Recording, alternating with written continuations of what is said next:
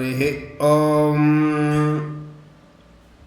आदित्य हृदयं स्तोत्रं ध्यानम् नमः सवित्रे जगदेकचक्षुषे जगत्प्रसूतिस्थितिनाशहेतवे त्रयीमयाय त्रिगुणात्मधारिणे विरिञ्चि नारायण शंकरात्मने ततो युद्धपरिश्रान्तं समरे चिन्तया स्थितं रावणं चाग्रतो दृष्ट्वा युद्धाय समुपस्थितं दैवतैश्च समागम्य द्रष्टुमभ्यागतो रणम् उपागम्य ब्रवीद्रामम् अगस्त्यो भगवान् ऋषिः राम राम महाबाहो शृणु गुह्यं सनातनं येन सर्वा नरीन् वत्सा समरे विजयिष्यसि आदित्यहृदयं पुण्यं सर्वशत्रुविनाशनं जयावहं जपे नित्यम् अक्षय्यं परमं शिवम् सर्वमङ्गलमाङ्गल्यं सर्वपापप्रणाशनं चिन्ताशोकप्रशमनम् आयुर्वर्धनमुत्तमम् रश्मिमन्तं समुद्यन्तं देवासुरनमस्कृतं पूजयस्व विवस्वन्तं भास्करं भुवनेश्वरम् सर्वदेवात्मको ह्येष तेजस्वी रश्मिभावनः एष देवासुरगणान् लोकान् पाति गभस्तिभिः एष ब्रह्मा च विष्णुश्च शिवः स्कन्दः प्रजापतिः महेन्द्रो धनदः कालो यमः सोमो ह्यपाम्पतिः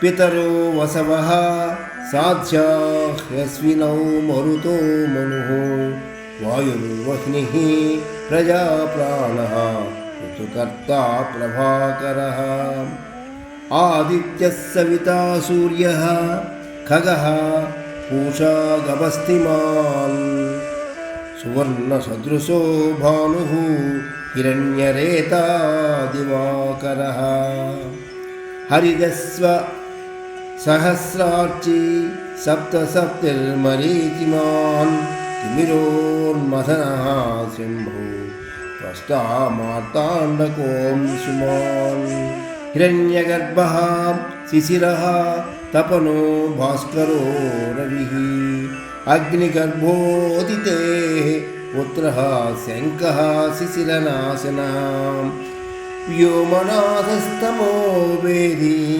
ऋग्यजुः सामपारगः घनावृष्टिरपां मित्रः विन्ध्यवीधिप्लवङ्गमः आतपी मण्डली मृत्युः पिङ्गलः सर्वतापनः कविर्विश्वो महातेजा रक्तः सर्वभवोद्भवः नक्षत्रग्रहताराणां अधिपो विश्वभावनः तेजसामपि तेजस्वी द्वादशात्मन्नमोऽस्तु ते नमः पूर्वाय गिरये पश्चिमायात्रये नमः ज्योतिर्गणानां पतये दिनाधिपतये नमः जयाय जयभद्राय हर्वस्याय नमो नमः नमो नमः सहस्रांशो आदित्याय नमो नमः नम उग्राय वीराय सारंगाय नमो नमः नमः पद्मप्रबोधाय मार्ताण्डाय नमो नमः ब्रह्मेशानाच्युतेशाय सूर्याय आदित्यवर्चसे भास्वते सर्वभक्षाय रौद्राय वपुषे नमः तमोघ्नाय हिमघ्नाय शत्रुघ्नाय मितात्मने कृतघ्नघ्नाय देवाय ज्योतिषां पतये नमः। तप्तचामीकराभाय वह्नहे विश्वकर्मणे नमस्तमोभिनिघ्नाय रवये लोकसाक्षिणे। नाशयत्येष वैभूतं तदेव सृजति प्रभुः। वायत्येष तपत्येष वर्षत्येष गभस्तिभिः। एष सुप्तेषु जागर्ति भूतेषु परिनिष्ठतः। एवाग्निहोत्रं च फलं चैवाग्निहोत्रिणाम्। वेदाश्च क्रतवश्चैव क्रतूनां फलमेव च। यानि कृत्यानि लोकेषु सर्व एषः रविः प्रभुः। फलश्रुति। येन मापत्सु कृच्छ्रेषु कान्तारेषु भयेषु च कीर्तयन् पुरुषः कश्चिन्न वसीदति राघव। पूजयस्वैनमेकाग्रः देवदेवं जगत्पतिम्। एतत् त्रिगुणितं जप्त्वा युद्धेषु विजयिष्यसि। अस्मिन् क्षणे महाबाहो रावणं त्वं वधिष्यसि।